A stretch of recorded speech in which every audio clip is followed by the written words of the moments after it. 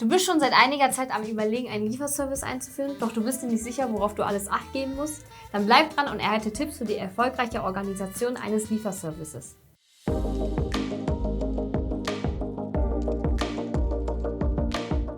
Hi, ich bin Julia und heute zeige ich dir 5 Tipps, die dich bei der erfolgreichen Organisation eines Lieferservices unterstützen.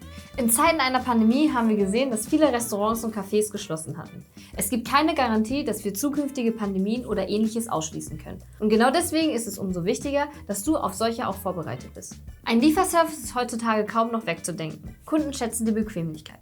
Doch auch ein Lieferservice ist nicht für jeden und genau das muss dir bewusst sein. Bevor du einen Lieferservice als Leistung in deinem Restaurant etablierst, solltest du dich zunächst informieren, ob es sich überhaupt für dich lohnt. Vorschriften, die bei der Gründung eines Lieferservices betrachtet werden sollten, kommen vor allem aus dem Bereich der Lebensmittelsicherheit. Es liegt also in der Verantwortung des Geschäftsführers, die folgenden Aspekte sicherzustellen. Ein warmes Produkt, das nach Hause geliefert wird, darf eine Kerntemperatur von 60 Grad Celsius nicht überschreiten, denn sonst leidet das Produkt und auch der Kunde unter Qualitätsverlust. Deswegen müssen die Transportmöglichkeiten gut gestaltet werden, vor allem in Bezug auf die Distanz. Lieferungen in Stadtteilen, wo diese Voraussetzungen nicht erfüllt werden, sollten vermieden werden. Kalte und leicht verderbliche Produkte dürfen eine Temperatur von 7 Grad Celsius nicht überschreiten. Die Ladefläche des Fahrzeugs und alle Behältnisse, in denen alle Speisen geliefert werden, müssen stets sauber und hygienisch sein. Doch schauen wir uns 5 Tipps an, die bei der erfolgreichen Organisation eines Lieferservices helfen. Um zu ermitteln, ob ein Lieferservice sinnvoll ist, ist ein Standort ausschlaggebend. Denn grundsätzlich unterscheiden wir zwischen 2 Kundengruppen. Zwischen denen, die das Essen nach Hause geliefert haben wollen und denjenigen, die ihr Mittagessen oder Abendessen ins Büro liefern lassen wollen. Deswegen ist es empfehlenswert, sich im Voraus umzuhören und zu analysieren, in welcher dieser Gegenden sich das eigene Lokal befindet. Ist es eher in einem Wohngebiet oder eher in einem Areal mit vielen Büros und Unternehmen?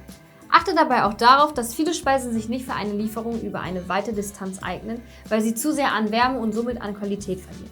Außerdem kostet ein weiter Lieferweg mehr Zeit und damit auch mehr Geld. Die bei Lieferdiensten am häufigsten nachgefragten Produkte sind Pizza, Burger sowie asiatische Gerichte aller Art. Vor allem in Zeiten der Pandemie ist das Angebot um einiges gewachsen. Vom Cocktail für zu Hause bis zum gelieferten Filterkaffee ist alles dabei. Der Kreativität ist keine Grenzen gesetzt. Auch in der Lieferbranche besteht hohe Konkurrenz. Deswegen ist es wichtig, sich von der Konkurrenz abzugrenzen.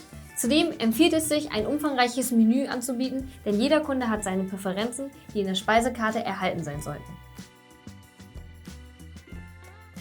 Bevor du mit dem Lieferdienst startest, solltest du dir bewusst machen, für welche Zielgruppe du arbeitest. Mit einem breiten Angebot wird in der Regel auch eine breite Masse angesprochen.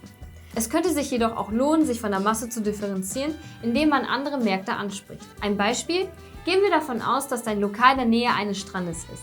Durch einen Lieferservice, der das Mittagessen an den Strand liefert und damit wirbt, die Speisen unter dem Schirm genießen zu können, hebst du dich definitiv von der breiten Masse ab. Es handelt sich hierbei um einen Service, der kein Vermögen kosten darf. Kunden nehmen den Service der Lieferung öfters nicht als etwas Hochwertiges wahr, weshalb sie nicht bereit sind, viel dafür zu bezahlen.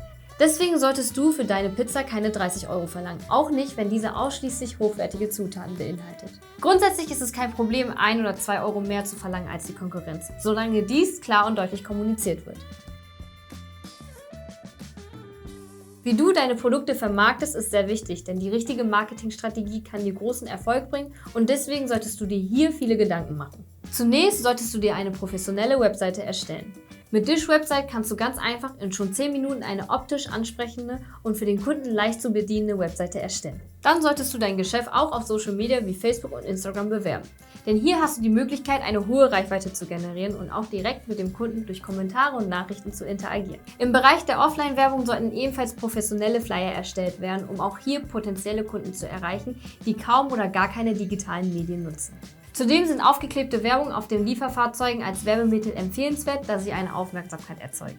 Dann solltest du entscheiden und kalkulieren, ob es sich lohnt, Plattformen, die dir einen Online-Bestellshop zur Verfügung stellen, zu nutzen. Die Reichweite und das bequeme Bestellen für die Kunden sprechen definitiv für solche Plattformen. Allerdings sind die Provisionen teilweise sehr hoch. Deswegen musst du für dich kalkulieren, ob eine solche Zusammenarbeit sich überhaupt lohnt. Möchtest du auf eine Provision verzichten, dann ist Dishorder die ideale Lösung und empfehlenswert. Das sind unsere 5 Tipps, die hoffentlich für dich hilfreich sind, um ein gutes Liefergeschäft aufzubauen. Wenn dir das Video gefallen hat, hinterlass uns gerne ein Like und abonniere unseren Kanal. Bis zum nächsten Mal, ciao!